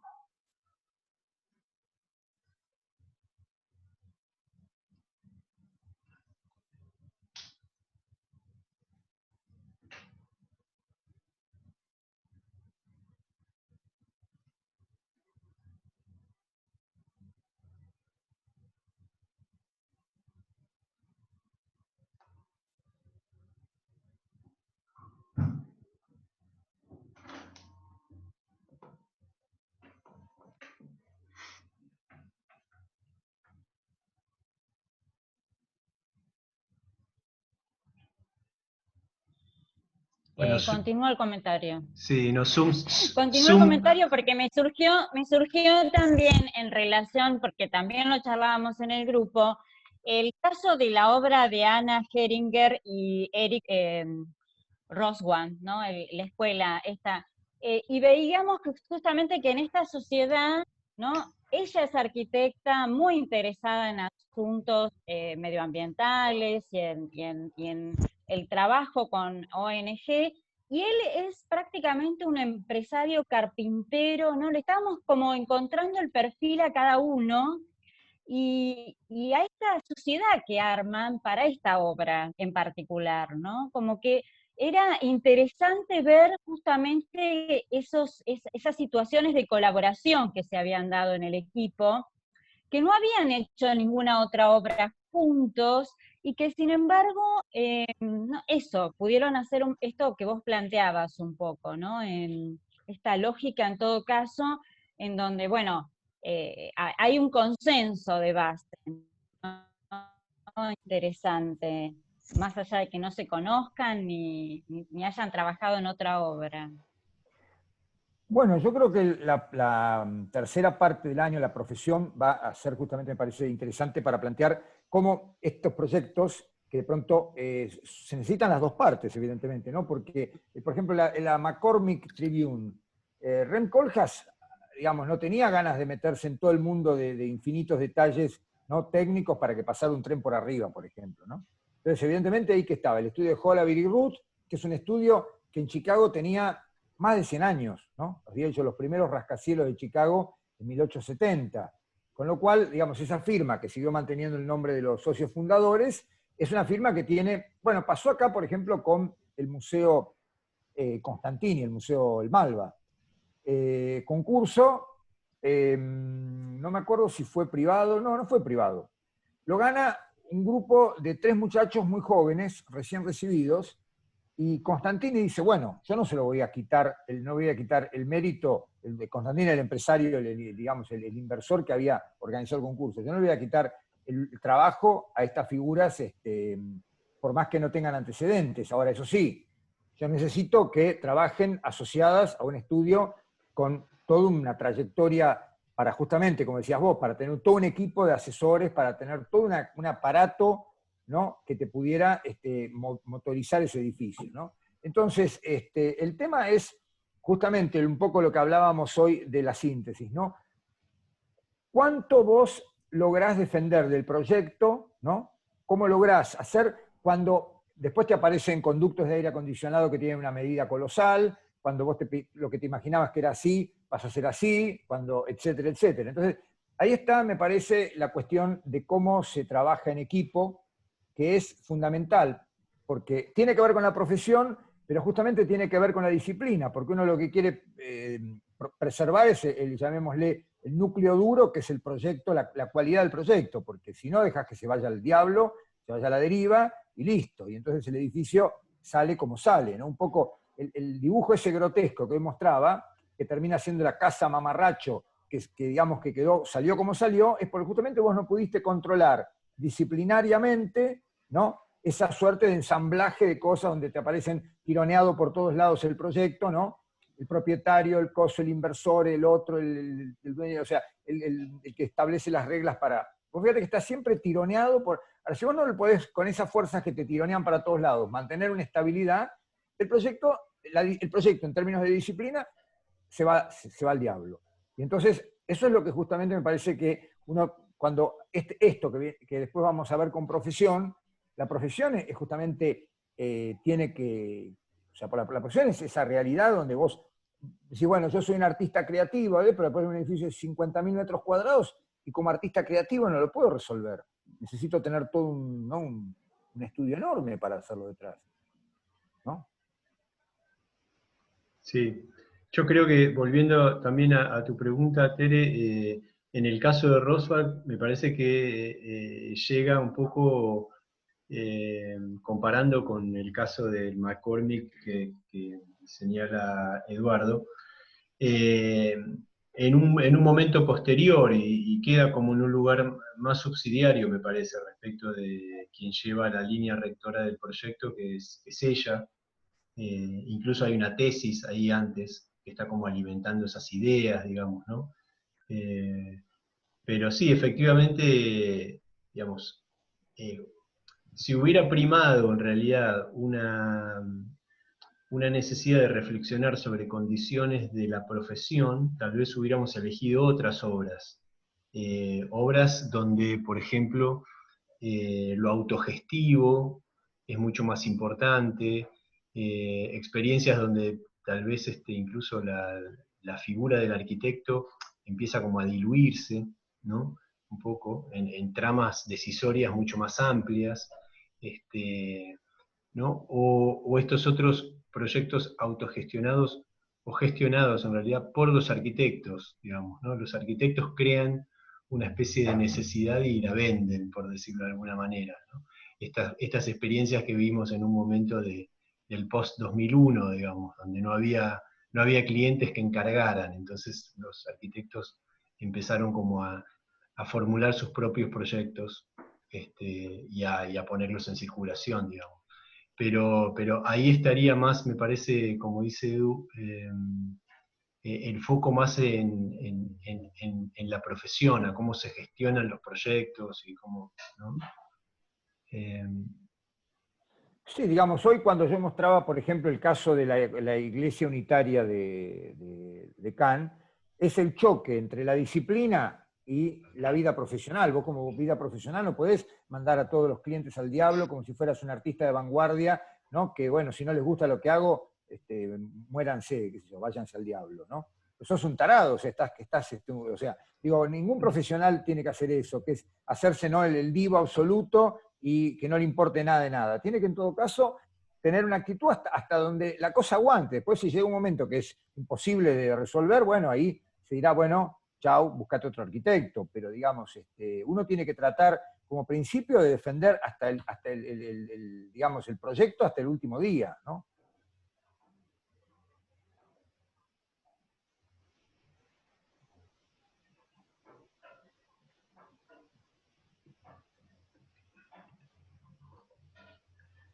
Tal vez cuando esto lo empiecen a desovillar, yo creo que van a empezar a surgir las preguntas sobre, por ejemplo, este tema de las ideas, porque a veces se hacen, la gente dice, sí, porque mi idea es, por ejemplo, hacer una calle, ¿no?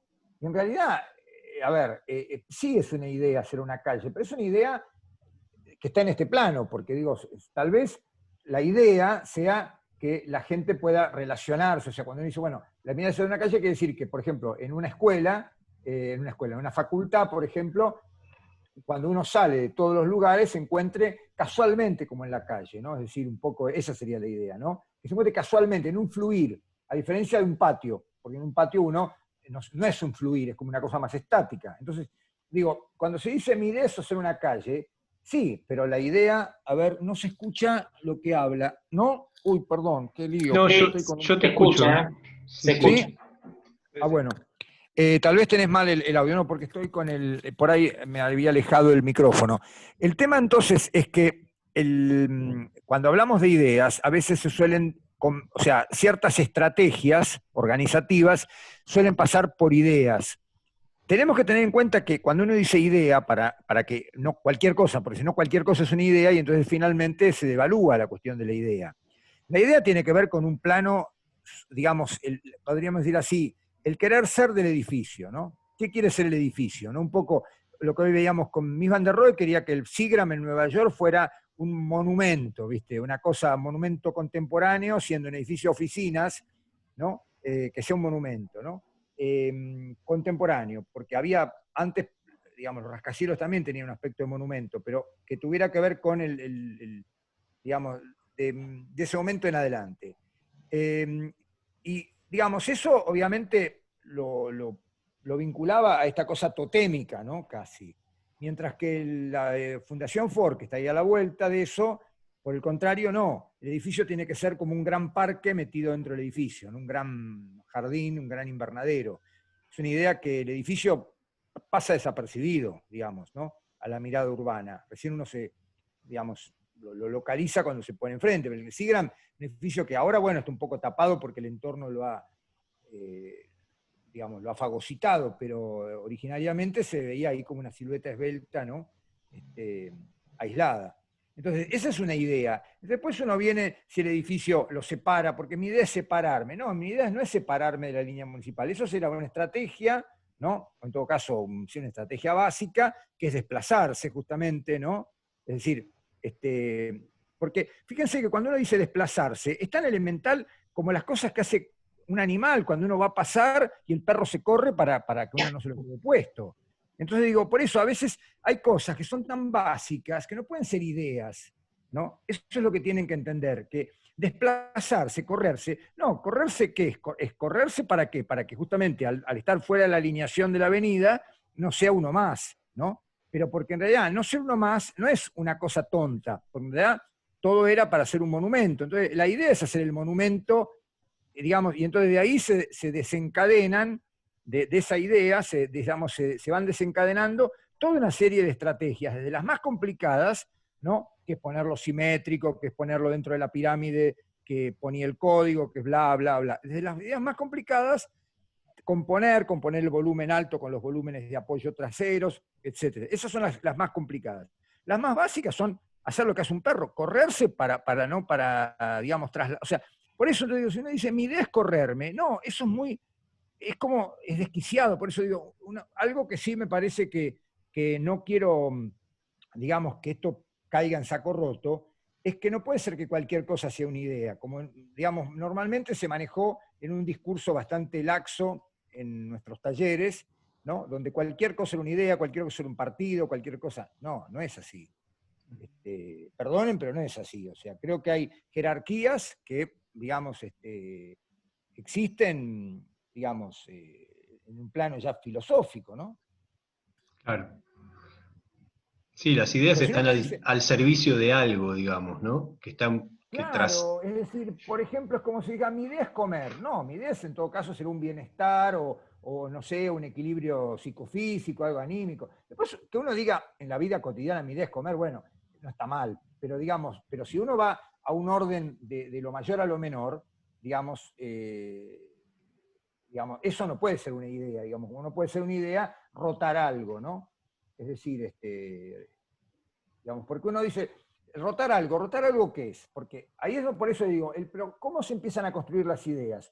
Uno empieza a construir las ideas a veces no la tiene la idea tan clara. Entonces empieza como haciendo cosas y de pronto dice, pero ¿por qué no planteamos una idea así? Pero ya uno tiene un montón de elementos trabajados, estudiados, ¿no?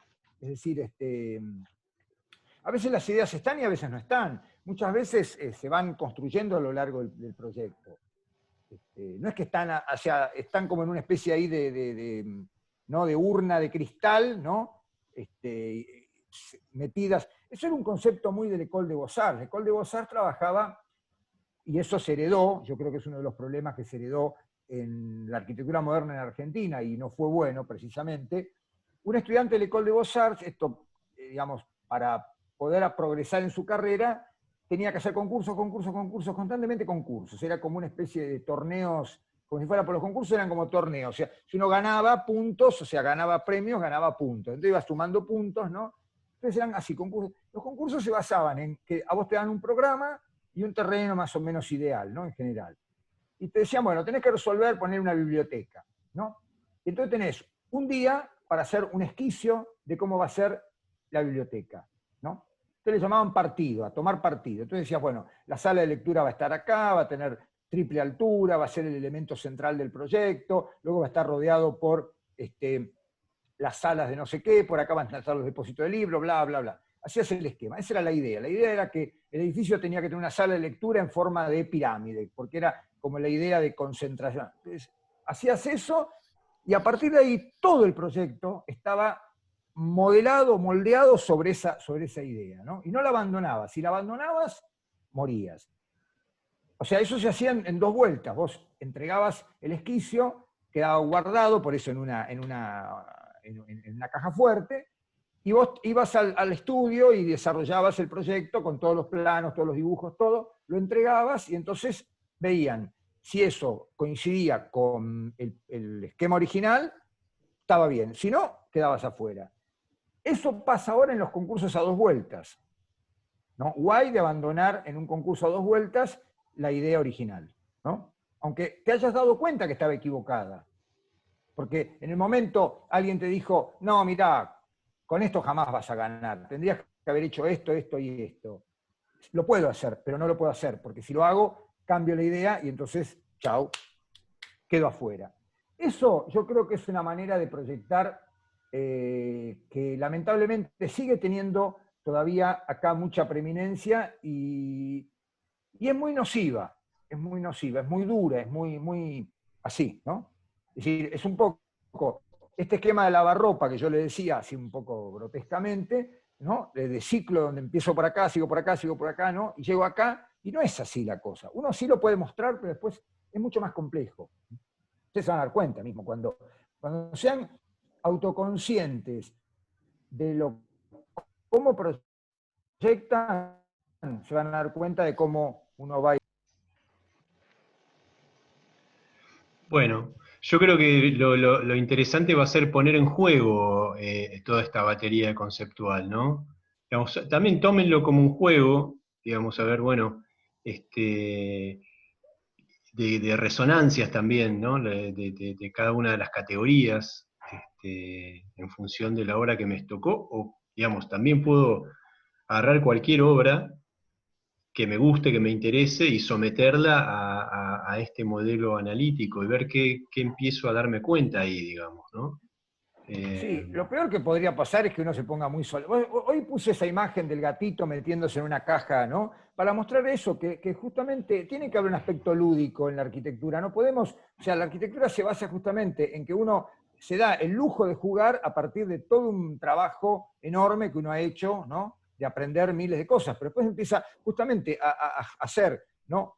Por eso se habla de juegos formales muchas veces, ¿no? Es decir, y bueno, pero eso es importante, que eso hay que disfrutarlo, porque si uno eso no lo disfruta, el proyecto va a ser completamente duro, o sea, uno no probó todo lo que tenía que haber probado, ¿no? Es decir, no se jugó a decir, bueno, lo estiro más, ¿no?